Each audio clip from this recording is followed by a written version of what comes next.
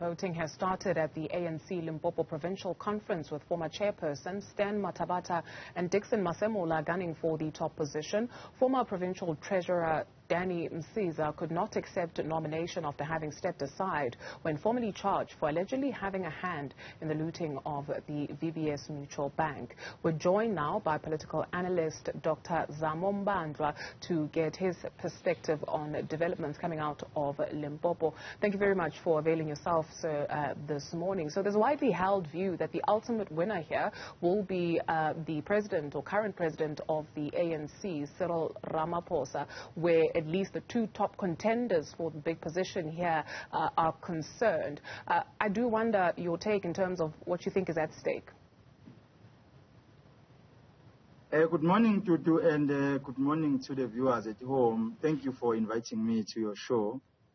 One must say this conference of the ANC in the province of Limpopo is not different from other provinces. I call it a recycling of leaders, because we see that the leaders that are contesting each other, they are the recycling of the leaders that have been in the province in the past, and they are also the reason why the province have underperformed in terms of the public service delivery.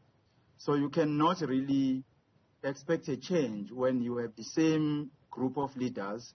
And up until today, the people are actually expecting public service delivery, and they are fighting over positions. And you will recall that Mr. Mathabatha, as the premier of the province, as the ANC chairperson, under his leadership, you had leaders who were charged or who were alleged to be part of the VBS heist. And up until today, there is no concrete resolution being made whether they need to be part of the leadership or not. Hence, they are contesting today. And you will recall that the likes of Florence and Danny Msiza were the staunch members or supporters of the REC forces. But today, we see them supporting a different view. And it has been a norm in the ANC that when you want to ascend to leadership positions, or if you want to have a support, you must portray yourself as a leader who is supporting the current president. And by the look of things in the province, both factions are portraying themselves as a staunch supporters of the current president. So if you look at that, it tells us that the ANC is no longer interested to speak about issues that affect people on the ground. But they speak names. They don't talk about public service delivery and their plan to better the lives of the people. But every time when there's a congress or the conference of the ANC, you'll hear the names. What is happening in Limpopo is still going to happen in other provinces. And if you look at what has happened in other provinces, such as Mpumalanga, Northern Cape, Eastern Cape, they all portray themselves, even before the conferences, as leaders who support the current president. And as such, they had a support from the national office, and they were able to gain power and lead. So none of them have said anything about the public service delivery and to change the economic situation of the country. So you wonder whether they are still representing people or they are representing leaders at a national level so that they can secure their positions, so that they can have power, so that they can be able to be in control of resources of the province. So that alone creates a problem. Now, Dr. let me take you back. If I could just, please do allow me to just join you there. I think it is Yes. Mr. Mathabatha who would outright deny that notion or that idea that they are not seen to be doing anything, especially in light of the VBS saga. He has gone on to say that the provincial government, as the ANC, they acted swiftly by instituting a forensic investigation. They also invited, according to him, the Special Investigative Unit to conduct a thorough investigation to uproot any wrongdoing. I agree with you on that one, but you remember the premier of the province is the CEO of the province or the custodian of the organization in the province. And being the chairperson of the ANC, you have access to what is happening, what other members are doing in the structure that you are leading with. So they sit in meetings. So you can't tell me that you, as the premier, you do not know what is happening under your headship. Then you rely on the external stakeholders to come and investigate your own comrades. Yet you are leading with these people. You don't know what is happening. You only hear on the hearsay, on the media. You hear from other agencies. But you are leading with these people. You sit in meetings with these people. And you say then, let's invite, let's initiate a committee or a structure that will investigate their own collective. So then, and if you look at the process that is being made, I'm yet to see some of these people who have been alleged to be part of the corruption or the VBS heist behind bars. Because you can, I think the process of initiating the commissions of inquiry is just a delaying tactics until the next elections. So, because you see at this point, or at least if we say people have been arrested for being part of the VBS heist, and not just ordinary people, but leaders of the ANC and members of the ANC who are decision makers in all these processes, then I was going to say, no, they are doing something. But these processes are taking forever. And trust me, you'll see a lot of commissions before 2024 elections, and after the elections, then you will not hear anything said about these leaders who are alleged to be corrupt.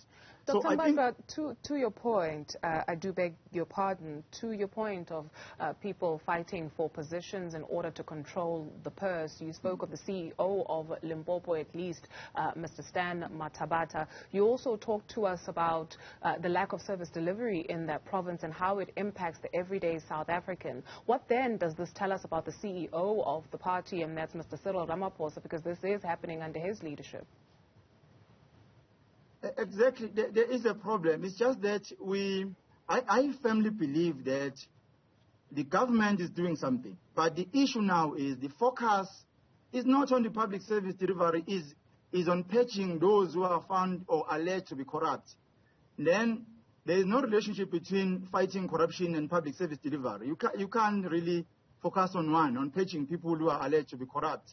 Then you disregard the issues of public service delivery. The current leadership at the national level can be supported by provinces and leaders of the ANC in different regions. But let's look at the people on the ground. Are they happy about the current leadership at the national level? If they are not happy, it's very sad that when we look at the government at the national level, we look at the political organization which is in government, which is the ANC. And we seemingly losing a point here, because the people that are actually in charge of the country are the citizens of the country who are voting for the leadership. And the ANC, the membership of the ANC is not equal to the population of South Africa. They are less than 2 million. And we have about 58, 59 million people in the country. And if you look at that, decisions are being made by the minority. And we are yet to see a situation where people on the ground in the upcoming national government elections taking up into their hands to vote according to their needs, because we seemingly not seeing the ANC to be addressing issues of people on the ground. So this is the main problem, and we are not denying the fact that the current leadership is fighting against corruption, but the fight must be in line with the public service delivery. People are hungry, people are poor. We can't really say people can rely on the 350 grant, because people are living in deep poverty. So that's the main problem that you have. So I'm saying to you, the fight against corruption must be in line with the public service delivery or the ideas. Because none of these conferences have given a clear idea how they want to change the lives of the people. But you find them talking about the national leadership, singing names. I'm here to see the leaders of the ANC singing the public service delivery, at least, to say this is what you want to see happening in the country.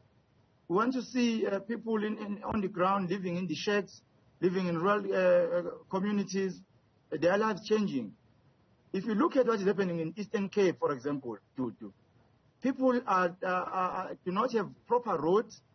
People are drowning on the rivers because they are not able to go across where there are shops or shopping centers. And the government is not saying anything. All they talk about is leadership, leadership, leadership. They are singing names. Why they can't sing the public service delivery at least so that we can say that they are doing something, they are helping people on the ground? Because I think I'm telling you to do that. In all the conferences, they've taken a cue on the provinces that have taken set congresses earlier, where they sing the national leadership. They sing the national leadership. What about public service delivery? What about people on the ground? What about poverty? Point well made. Thank you very much. Dr. Zamo Mbandlwa is a political analyst.